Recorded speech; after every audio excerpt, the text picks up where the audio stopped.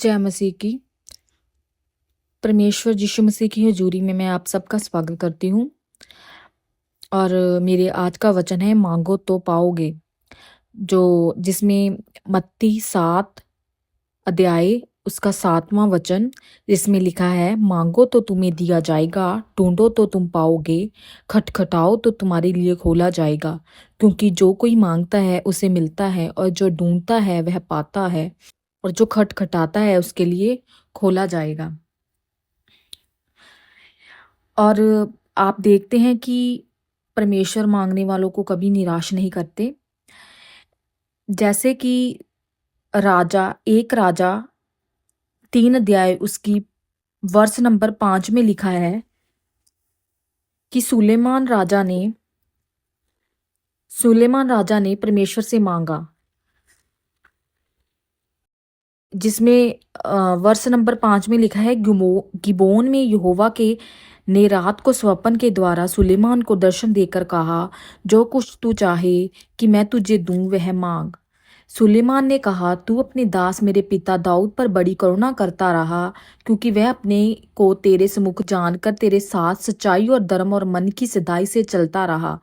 और तूने यहाँ तक कि उस पर करुणा की थी कि उसकी गद्दी भी विराजमान एक पुत्र दिया, जैसे कि आज वर्तमान है।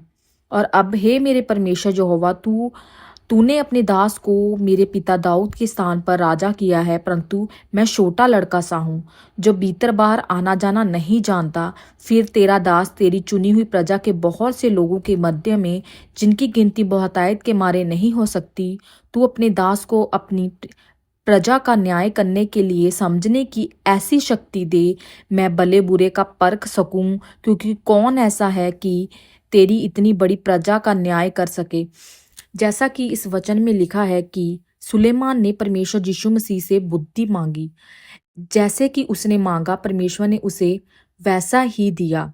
जैसे ही आप विश्वास की प्रार्थना के द्वारा परमेश्वर यीशु मसीह से जो कुछ भी मांगते हैं, परमेश्वर आपको देता है।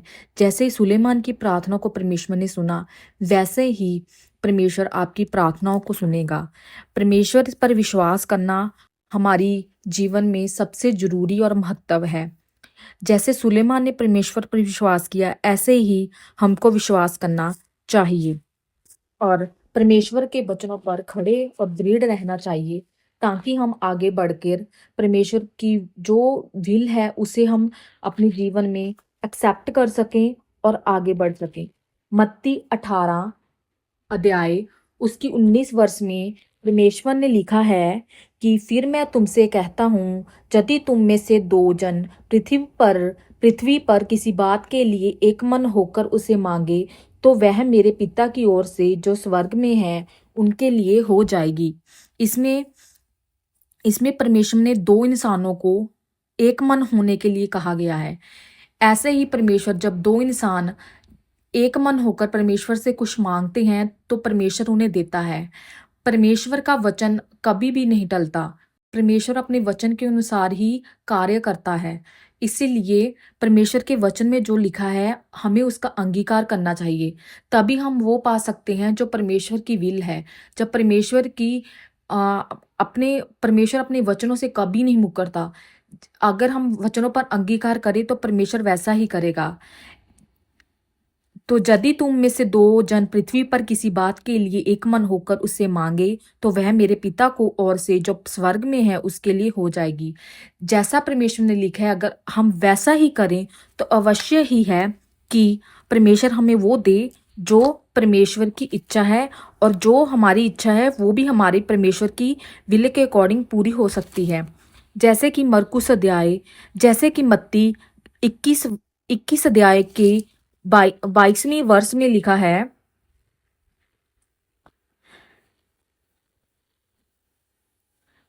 22वें वर्ष में लिखा है, जो कुछ तुम प्रार्थना में विश्वास से मांगोगे वह सब तुमको मिलेगा।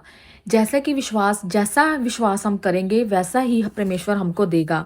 जैसे ही परमेश्वर के वचन में लिखा है याकूब 1:5 में, जिसमें परमेश्वर आपको पूरे दृढ़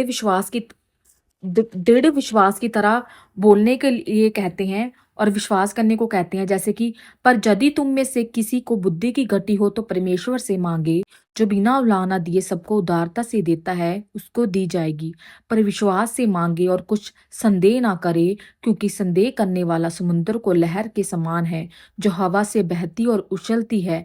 ऐसा मनुष्य यह ना समझे कि मुझे प्रभु से कुछ मिलेगा। वह व्यक्ति दुचित्ता और अपनी सारी बातों में चंचल है। इसका मतलब ये है कि अगर हम विश्वास से कुछ मांगे, अगर परमेश्वर से अगर हमें बुद्धि की घटी है, तो अगर हम परमेश्वर से मांगे तो परमेश्वर हमें बुद्धि देगा।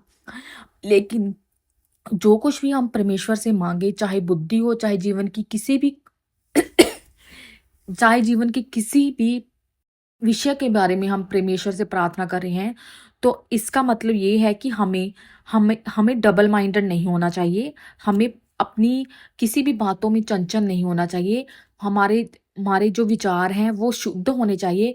हम विचार इतने मतलब कि क्लियर होने चाहिए, कोई डाउट ना रखे मन में, तो अवश्य है कि वो बात सिद्ध करेगा परमेश्वर। वो विल जो इच्छा है आपकी वो अवश्य देगा।